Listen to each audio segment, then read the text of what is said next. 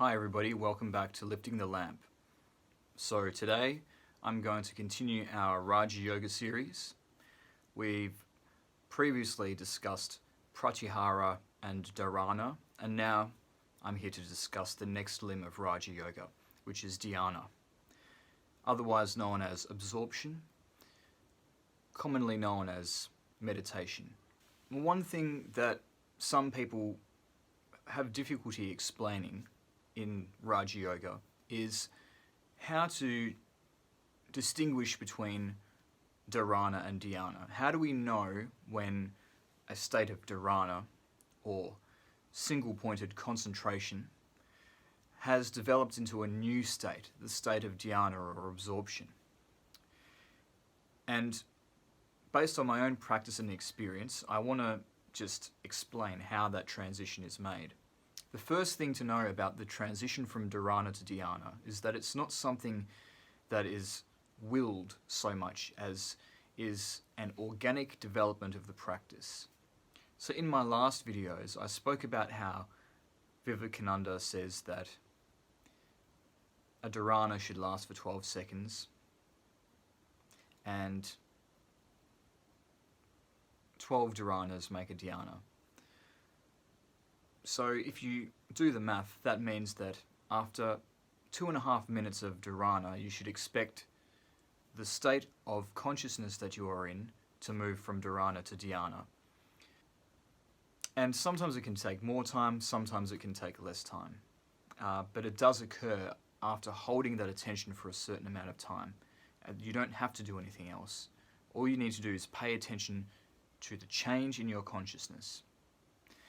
And the way that your consciousness changes, well, there's really two ways that Dhyana is different from Dharana. One is that in Dharana you are holding your attention deliberately and purposefully. You are exerting effort to hold your concentration on one thing, one object. In Dhyana you're still fixed upon something, some kind of heavenly imagery. But now your mind kind of goes into autopilot. It's not necessary for you to exert yourself concentrating on the image anymore because you are just naturally sort of pulled along by it, by the Dhyana state, by that absorption. And the other way that you can distinguish Dhyana is that it kind of feels like you're going into a trance. In Dharana, there's a bit of that altered state of consciousness because you're very focused on one thing, but really now in Dhyana, you start to feel as though you're going into a state of consciousness where it's almost dreamlike in the way that your awareness operates. And this is the stage in Raja Yoga which is properly called meditation. In other meditation schools, such as in Buddhism and so forth, they would really regard everything in Raja Yoga from Pratyahara through Dharana and Dhyana and Samadhi to be stages of meditation. Even the breath work could be regarded as the beginning stages of meditation. And so the equivalent kind of practices in those traditions are part of meditation as a whole. Whereas in Raja Yoga, it's only at the stage of Dhyana that the yogi is considered to be in a state of meditation. And so this is where you really start to notice a change. It's actually been scientifically proven that when you meditate, when you enter a state of meditation, the shift in consciousness is so measurable and so tangible that you can actually detect it in the form of a change in your brainwave frequency. So when you have normal consciousness, alert, awake consciousness, your brain emits beta waves. When you transition from normal consciousness into a state of meditation, your brain begins to emit a different kind of wave, a theta wave. And this is a state of consciousness which is trance-like. It's got that kind of hypnotic or semi-dreamlike quality to it. And you can notice when you're entering that state, because it's like you're going down a skyscraper in an elevator very fast, and that feeling that you have of suddenly dropping down very rapidly, and the way that you feel that movement in your body, you feel that now in your mind, and you feel that as you enter meditation, as your brain starts to operate on a lower, more calm frequency. And so that change in your state of consciousness is one way of identifying the transition from dharana to dhyana. Another way is in the kind of imagery. So in dharana, you would have held a particular kind of imagery in your mind. It's much the same as daydreaming or visualization, that kind of imagery. Now the imagery takes on a kind of different character. The imagery of dhyana is much more like hallucination. The visuals that your mind produces are much more colourful and much more vivid, and they kind of take on a life of their own. So the kind of visuals that you can expect in a dhyana state, well, there's really two kinds. There's certain kinds of almost dream-like visions that you enter, where you might see things such as a beautiful, colourful lotus unfurling its petals, or the stars in the night sky, or a crescent moon in the night sky, suspended in a deep blue sky. Or you might see sort of flying colours flashing past, like you might see at the end of 2001: A Space Odyssey, that's sort of going through a corridor of light and seeing colours flying past you as you're travelling past them. Although the last scene in 2001, although very close to capturing what dhyana is like, I would say that the imagery is very digital looking there, whereas the imagery in a dhyana is much softer and smoother around the edges. And then the other kind of imagery that you can see in dhyana is very similar to what usually gets described as a phosphene, a kind of phenomenon of light dancing on your eyelids as you close your eyes, given certain conditions. I'm talking about seeing fractal type patterns or static type colours appearing in your field of vision, or a kind of donut of light that sort of goes like that, and concentric circles of light that sort of go like that in your field of vision as you have your eyes closed. These are the kinds of visual phenomena that we can have during dhyana, sort of corona type of imagery, like balls of light in front of us, maybe superimposed on a background of some other colour of vibrant light. These are the kinds of visuals you can get in dhyana. And I've actually done a painting of some of these kinds of visuals that I've seen during a dhyana to illustrate what I mean.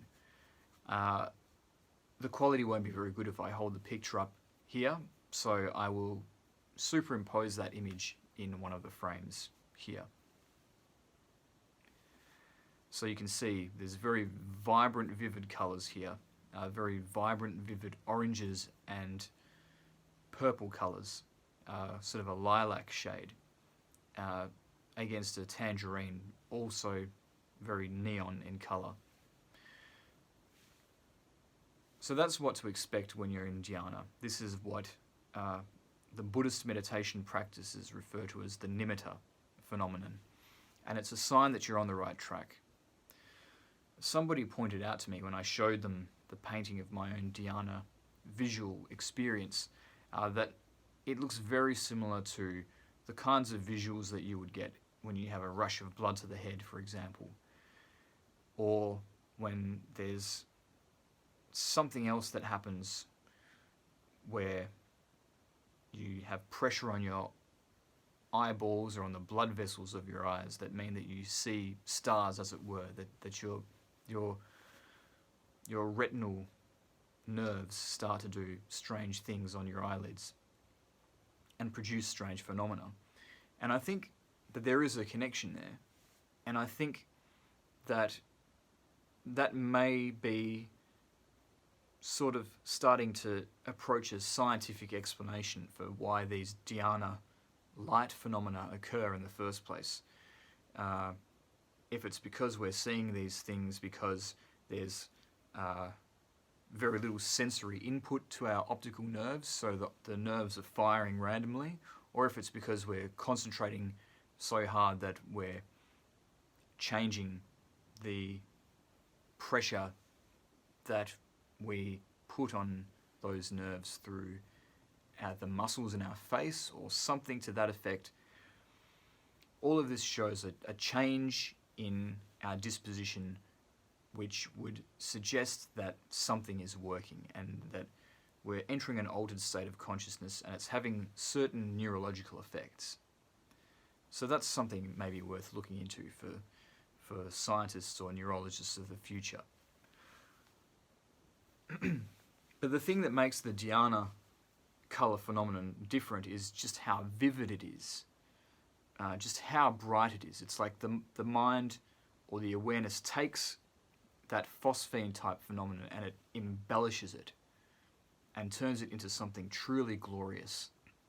And so you can have these sorts of visual effects in the dhyana, and you can have sounds that appear, what sometimes gets described as heavenly bells, or sometimes like a heavenly choir. So you get all of these auditory and visual effects. And your mind is absorbed in these visual or auditory phenomena. And in the dhyana, because you're focusing on something heavenly or divine, in the dharana, the dhyana is also something that seems quite heavenly, quite divine, in the sorts of images and sounds that will be evoked. Now, at this point, it's important to say that although these phenomena are beautiful, they can serve as a distraction, notwithstanding they're a sign that you're succeeding in the practice.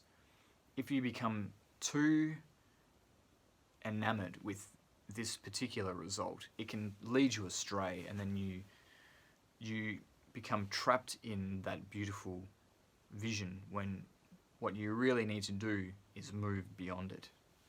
Be gracious for it, be grateful for it, accept it, and then move past it. Because you can form attachments even to the heavenly fruits of meditation.